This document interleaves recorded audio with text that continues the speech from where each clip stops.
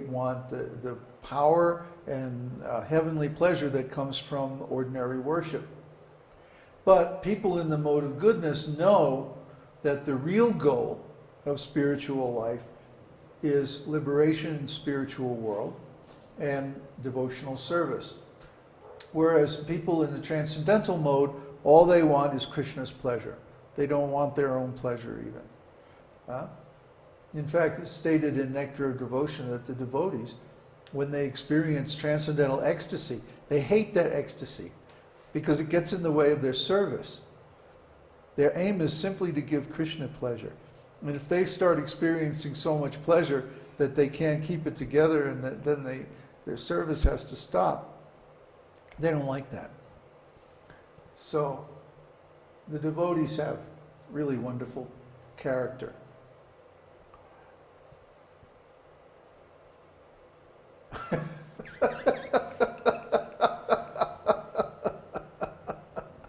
Yeah, I think there's some relationship there, Florian.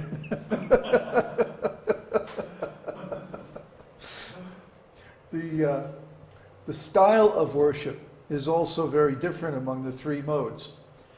You'll find people in the mode of ignorance are often atheistic and always very critical of people who are pious, as if they're less intelligent or something. People in the mode of ignorance think that people in the mode of goodness are stupid. They also think that people in the mode of passion are stupid because they make so much endeavor. But yeah, Kirtanananda, he introduced those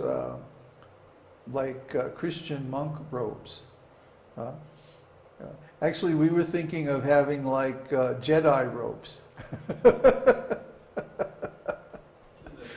But I think we'll stick with dhotis. Krishna Prapti. I think we'll just stick with dhotis and t-shirts. Anyway, you'll find that people in the mode of ignorance, it's so paradoxical because they think everybody else is stupid except them. We're very smart. We just get stoned and hang around and do nothing. That's real intelligence. Look at all those other people working so hard in the mode of passion or trying to be good in the mode of goodness, and we just can't understand those transcendental people at all. They must be crazy. Yeah? But we have it together. We're smart. Pass the bottle. Anyway, people in the mode of passion love big, showy displays of religious rituals and stuff like that. They love big buildings, big opulent ceremonies and stuff like that. Exactly, Florian. Exactly. And so you'll find people in the mode of passion there, but where are the people in the mode of goodness? They're out in the woods. They like deep contemplation in peaceful place, solitude, quiet.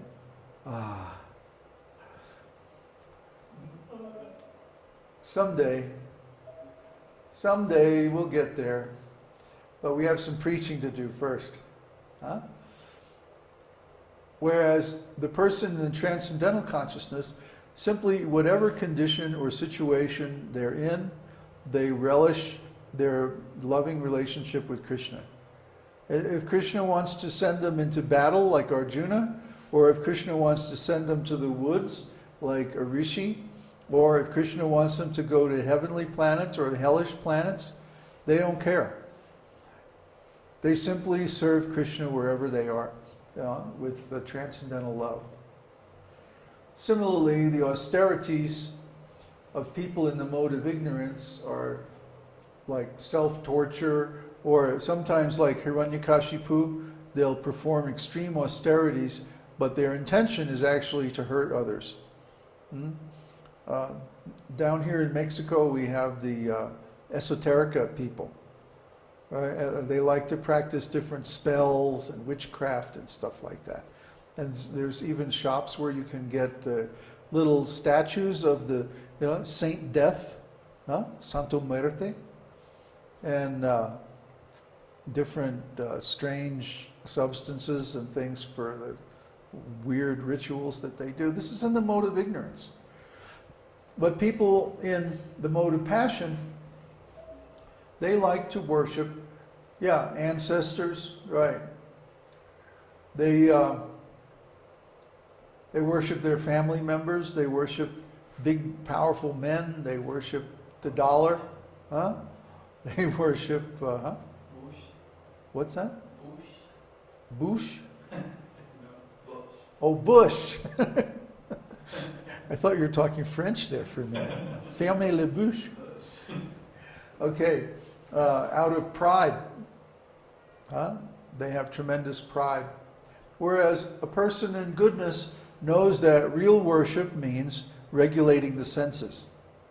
If you can regulate the senses and mind, always think of Krishna like that, then that results in spiritual elevation. Whereas the person in transcendental consciousness feels separation from Krishna, and because of that, they engage in preaching, trying to help others. They feel that I already have the greatest benediction. I already have the greatest benefit. I don't have to worry. Krishna's taking care of me. I want to help others. These are all from Bhagavad Gita. These sacrifice, charity, renunciation, spiritual vision, and understanding. These are taken almost word for word from Bhagavad Gita. So if you read those chapters, 16, or no, what is it? 14 through 18? Yeah, that describe the three modes. You have pretty much all of these already. I'm just going to ask if there are any questions on these. Self-explanatory. Well, I'll tell you what, Krishna Prapti, here's what's not self-explanatory. When I joined ISKCON in 1971 in Miami, I had read Bhagavad Gita. In fact, I had read Bhagavad Gita when it first came out in San Francisco in the little blue book, you know, the abridged Macmillan edition. And I understood Bhagavad Gita, and I had also read Ishopanishad, but it wasn't enough to make me join the temple. I could see from Prabhupada's explanation of the three modes of material nature that the leaders were influenced by passion. And I didn't trust them. I could see they were ambitious.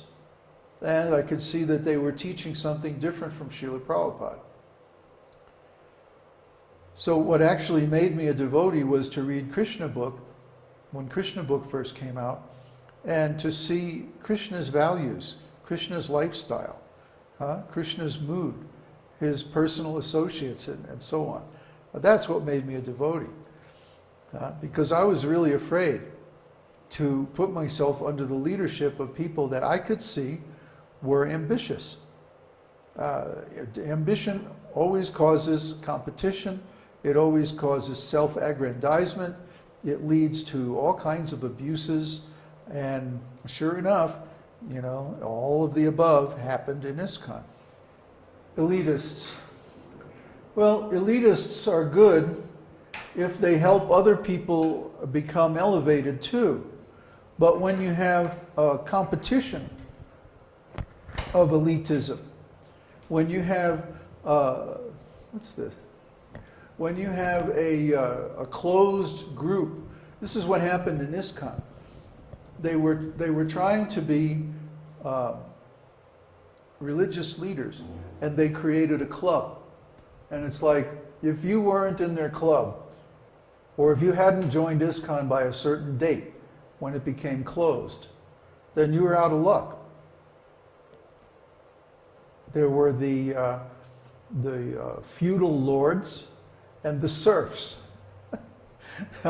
Really, if you analyze it in terms of Varnashram, what happened in ISKCON is it became a society of Vaishyas and Shudras.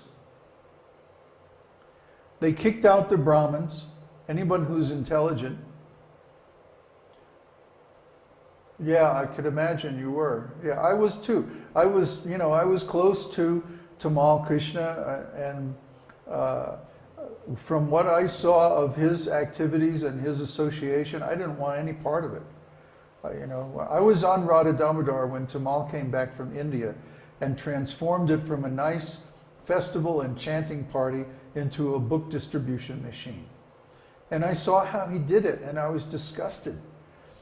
He gradually criticized Vishnu John Swami and got the loyalty of his men away from him.